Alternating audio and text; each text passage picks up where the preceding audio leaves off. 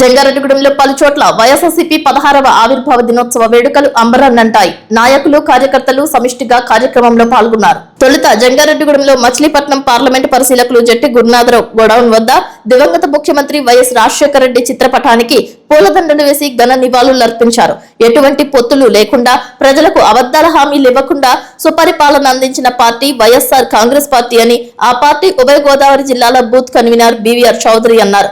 ఆ పార్టీ పట్టణ మండల అధ్యక్షులు కర్పూరం గుప్తా, ఓరుగంటి నాగేంద్ర ఆధ్వర్యంలో జరిగిన కార్యక్రమంలో భాగంగా యువ నాయకులు జట్టి ఆదిత్య నాయకత్వంలో వైఎస్ఆర్సీపీ జెండాను ఆవిష్కరించారు. ఈ కార్యక్రమంలో వైఎస్ఆర్ కాంగ్రెస్ పార్టీ సీనియర్ నాయకులు, కార్యకర్తలు భారీ స్థాయిలో పాల్గొన్నారు. సీనియర్ నాయకులు ఐనల రమణమూర్తి, బత్తిన చిన్న, వామశెట్టి హరిబాబు, గురజాల పార్థసారథి, తాడేపల్లి ఉమా, పట్టణ రూరల్ నాయకులు పెద్ద ఎత్తున పాల్గొన్నారు. వైఎస్ఆర్సీపీ వర్ధిల్లాలి, జగన్మోహన్ రెడ్డి జిందాబాద్ అంటూ నినాదాలు చేశారు. ఈ సందర్భంగా వక్తలు మాట్లాడారు.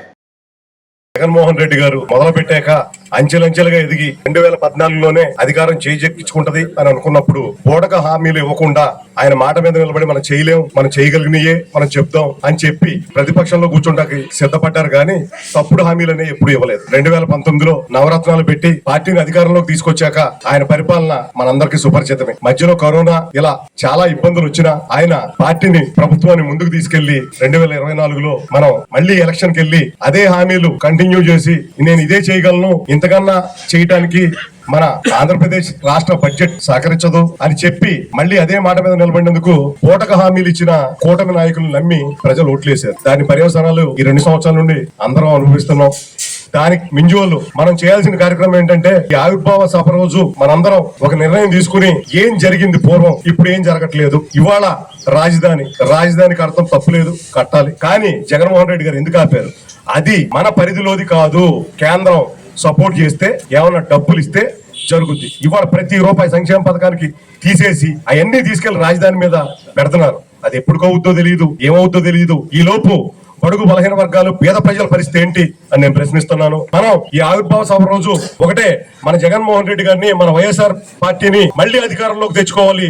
ప్రతి ఒక్కరం కష్టపడి ఈ డిజిటలైజేషన్ ప్రక్రియ కూడా జరిగింది, దాన్ని ఇంకా ముందుకు తీసుకెళ్లి మనం అసలు సిసలైన కార్యకర్తలను బయటికి తీసుకొచ్చి పూర్వం జరిగినట్టు కాకుండా మొత్తం జగన్మోహన్ రెడ్డి గారి మీద తోసేయడం కాదు, మనం కూడా గ్రామ స్థాయిలో, వార్డు స్థాయిలో ఎవరు కష్టపడుతున్నారో, ఎవరు చేస్తున్నారో వాళ్ళకి మనం ప్రముఖ స్థానం కల్పించాలి. కల్పించిన రోజే పార్టీ ముందుకెళ్ళద్ది. మనం పార్టీకి కార్యకర్తలే బలం, వాళ్లే వెన్నుముక్క. వాళ్ళని మనం గౌరవించినప్పుడే పార్టీ ముందుకెళ్లద్దని తెలియజేసుకుంటూ వైఎస్ఆర్సీపీ పార్టీ ఆవిర్భావ దినోత్సవాన్ని ఘనంగా నిర్వహించుకోవడానికి చాలా ఆనందంగా తెలియజేస్తున్నాం.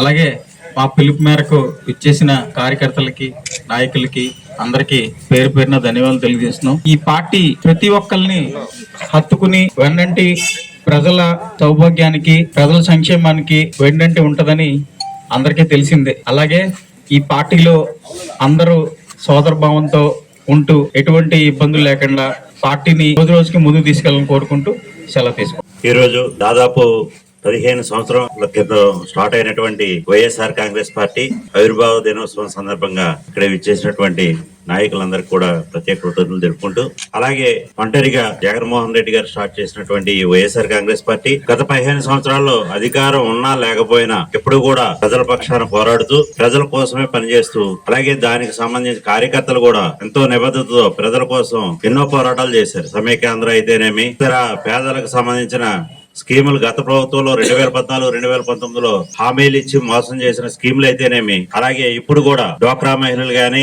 అలాగే మహిళలకు 1500 అయితేనేమి, నిరుద్యోగులకు 3000 అయితేనేమి, విద్యార్థులకు ఫీజు రియంబర్స్మెంట్ అయితేనేమి, రైతులకు అన్నదాత సుఖీభావ అయితేనేమి, ఇలా ఎన్నో హామీలు ఇచ్చి మళ్లీ అధికారంలోకి వచ్చిన ప్రభుత్వాన్ని అనుక్షణం నిలదీస్తూ మన నాయకుడు, అలాగే ప్రైవేటు మెడికల్ కాలేజీలకు సంబంధించి కూడా ఈ మధ్యన చేసినటువంటి మన ఉద్యమానికి జడిసి ఎవరు టెండర్ అయిన పరిస్థితి కూడా తీసుకొచ్చి ఇంతటి నిబద్ధతతో పనిచేస్తున్న జగన్మోహన్ రెడ్డి గారికి, అలాగే ఆయనకు సంబంధించి మనమందరం కూడా ఎంతో నిబద్ధతతో పనిచేస్తున్నాం.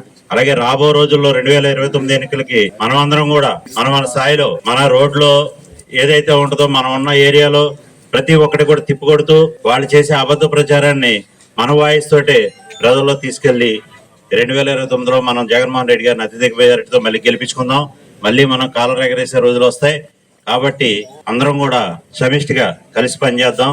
జగన్మోహన్ రెడ్డి గారిని సీఎం చేసుకున్నారు. 15 ఏళ్ళ నుంచి కష్టపడే కార్యకర్తలకి శుభ్రం తెలియజేస్తూ, అలాగే ఈ రాబోయే రోజుల్లో కార్యకర్తలకి ప్రధాన భూమిక పోషిస్తూ వారికి గుర్తింపు ఇస్తానని చెప్పి జగన్మోహన్ రెడ్డి తెలియజేశారు.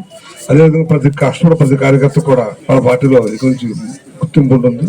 అలాగే వాళ్ళ ప్రామాణికంగా తీసుకుని ముందుకు రావడం జరుగుతుంది.